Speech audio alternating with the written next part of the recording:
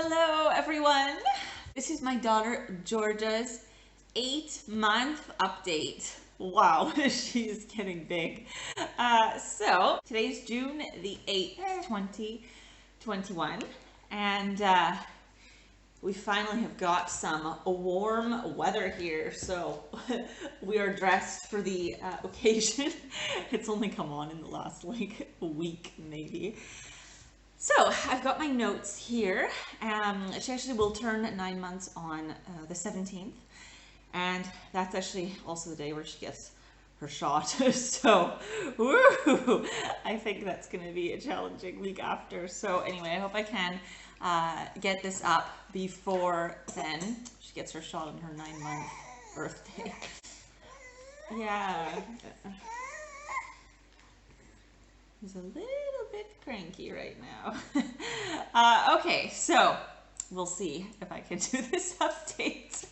All right, so the first exciting milestone for Giorgia is that she actually cut 2 teeth at the beginning of her 8th month. She was kind of at the end of month 7, really teething, but nothing had cut through yet. And so one, basically she turned 8 months and it cut through, and then the other one was a few days later on May 21st. That's those 2 bottom teeth. And that was actually mine and my husband's 5-year wedding anniversary, and so she cut her 2nd tooth that day. She likes my notes, which is, you know, a tradition now in this video. So she really is reaching for things she wants now. Right now she wants my notes. So she's really reaching for things. That's been something that I've really noticed this month, where she's like really bends like way down, almost into kind of yoga poses to get stuff, but she is not crawling yet, although she looks very close. We've been trying to put her in the crawling position to see if she kind of gets it, trying to help her, but doesn't really get it. She will reach for the thing when I help her move her legs, but otherwise, if it's in her reach, she'll reach for it. She's not really falling back so much anymore on the pillow behind her. I have it there just so she doesn't go full straight back and hit her head, but she doesn't really use it too much anymore. Because before, I'm sorry, that's my foot. In the previous updates, we had the pillow behind her, and so, that's a cute smile, honey. She would, I was saying in the 7-month update that she would I would give her all of her toys and kind of set them up on her pillows, and then she would basically get rid of them all, and then fling herself backward and then call for me. Okay, you are a little bit cranky. You want a different toy? Let's get a toy.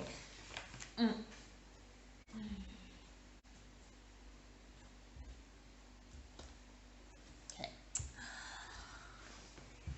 And so now she'll actually call me more when this is Chuck the chick.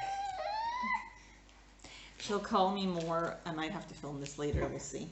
She would call me more when she'll call me more when she can't reach something that she really wants. What's up? Do you want to do bouncing? Bouncy, bouncy. Ha. Bounce, bounce, bounce, bounce, bounce, bounce, bounce. And we do this sometimes to practice standing. She's actually getting a lot better at standing. I mean, like supported like this. Not on her own. She still hasn't figured out how to like sit up from like lying down, even though I keep trying to show her how, because the rolling over was never a thing with her. Okay, Giorgia, do I need to film this later? I'm gonna see. Oh dear.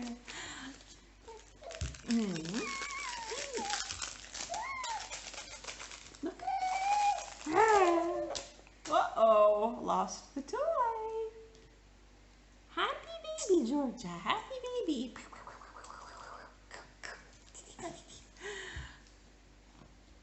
Anyway, she loves to reach for, any her toys, the Kleenex box on the dresser where I change her, any body oil after the bath. That one is like, oh my god, because we've got wood floors, and she always reaches straight for that one first, so I have to really put it far away, out of her reach.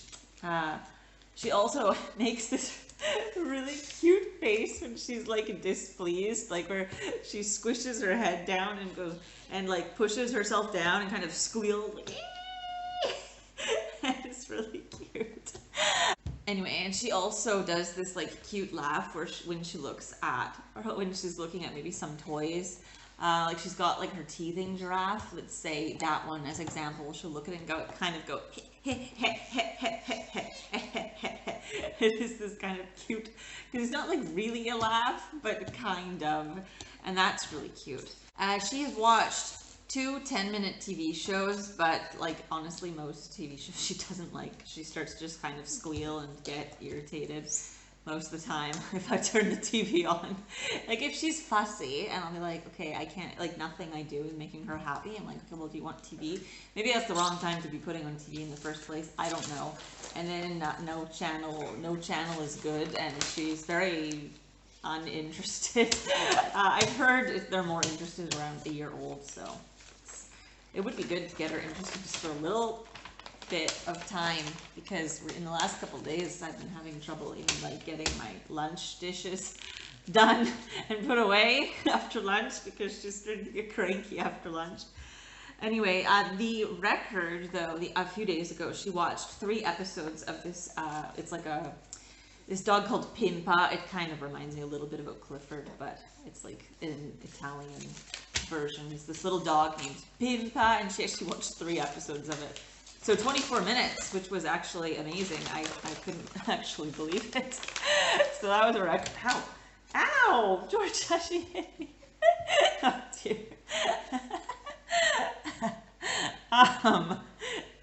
Getting a little bit violent there. Let's fix this. Okay. Okay. On May 27th, so like 10 days after she turned 8 months, she started scooting around on her butt, actually, to move around. And actually my husband was with her when she did it for the first time, which is fun. So then later that day, I had set her on her play mat, and she moved herself to face the radiator over there. But then she couldn't figure out how to get back to the prior position. Hey, look, it's Chuck. Peep, peep, peep, peep, peep, peep. I would actually have named that chick Peep, the chick, but it came with a little thing that said his name was Chuck, so I was like, all right. Okay. This was her Easter present. And actually so what she's figured out now is when I put her in her crib, she will grab over to the railing to help herself steady herself, which is really cool. And also this makes me think, yes, I need to remember to put up the railing high, because otherwise, at night especially, because there was one time I swear she's gonna figure out how to stand up, because you never know when that happens. So for safety, we need to start putting that up. But she's still like a little turtle, like she can't figure out, for now anyway, how to get up when she falls back. She did it twice, 2 days in a row, and then after that, never again. So I'm not really sure. It was like a fluke. On June the 2nd, it was actually a holiday here in Italy. I was born in Canada, born and raised in Canada, but I live in northern Italy now, and so that was actually the national holiday that day, kind of like the equivalent of Canada Day, anyway, or Independence Day for the US. And so it was Republic Day, and we had a day off, and we went on a little walk, and actually it was like the first day that it was really nice. And it was the first time that she went to a restaurant. I'm just gonna see if she's like happier down here. It was the first time that she went to a restaurant, and she did really well, actually. I was really happy and pleased. Also, because that day, like, she hadn't, I don't know, she was like not really very hungry, and so I couldn't get her to eat her fruit all afternoon. Anyway, she ended up eating it once we ordered her pizza, and then I had a pair of shorts that I changed her into. as well, because it just got really hot, and she was fine. She was absolutely fine. Loved eating the slices of Parmesan cheese off of my pizza, and then we just gave her dinner when we went back home. But yeah, she did so well at the restaurant, because we were a bit nervous, because we're like, boy, man, we've never like been to the restaurant before with her. Hello, pandemic. But super good. No issues. She just had to sit in my lap the entire time because she was sick of her stroller. She gets sick of her stroller on longer walks. We've found almost every single walk that I've gone on with my husband. At a certain point on the way coming back, she just starts to get really fussy and starts to cry, and we have to. But like, and we were trying this time because we're like along a road. And we're like, I can't pick you up. I can't pick you up. Like, this is dangerous. I can't pick you up here. Because she wants to be held on the way back.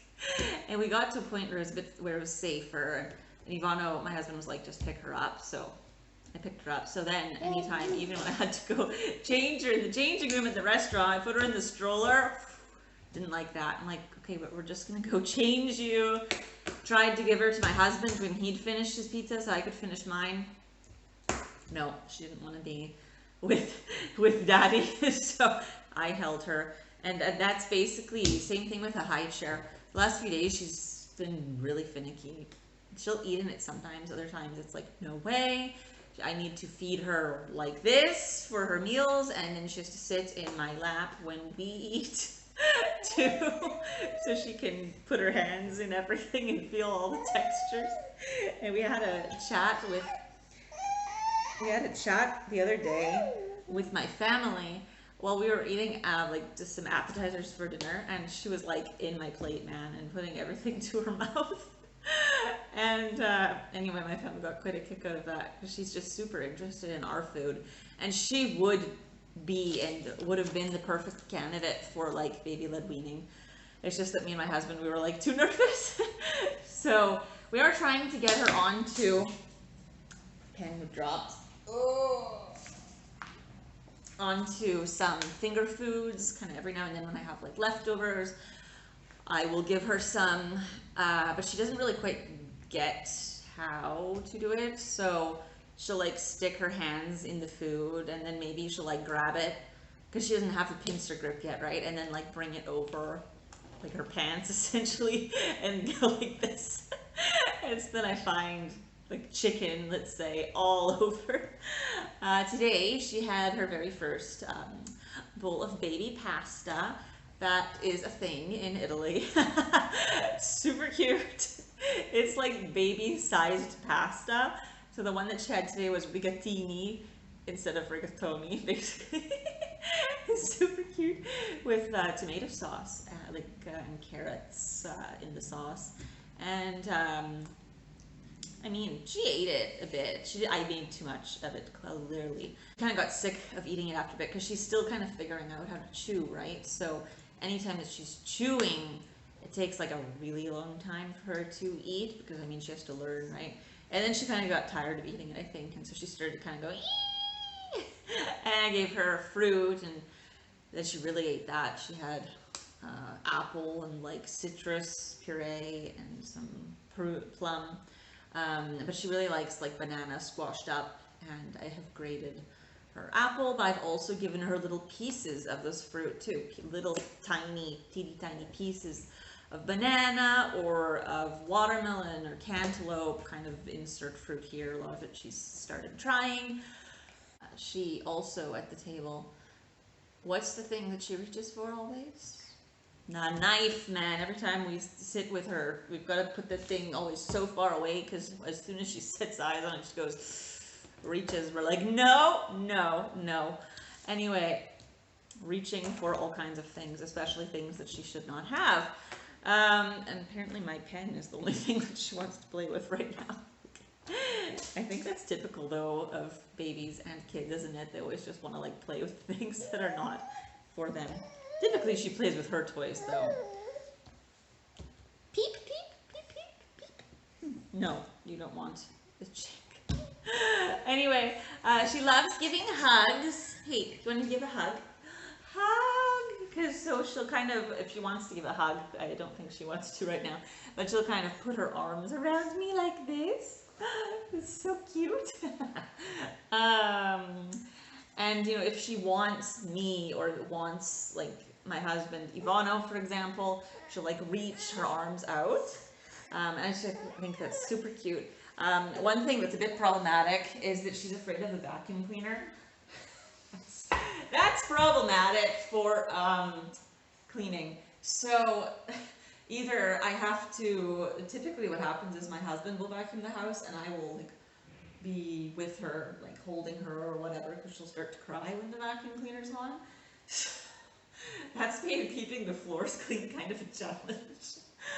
And also if we use like the mini vacuum cleaner, like we have to show it to her first and be like, okay, Georgia, I'm gonna vacuum clean, and then the same thing, like, because if we've got water bottles, we drink our water out of water bottles because we've got like a well, like a private well for our house, but it's like full of calcium and stuff and minerals, and it's like too hard water. Like you can drink it, but like over time it would kind of build up stuff in your body apparently. So that's why we use bottle, but they make this really loud sound when you crunch them, and she doesn't like that either. So same thing, I have to go, okay, Georgia, look, water bottle, I'm going to crush it, and then it's okay, even though she kind of is a bit startled.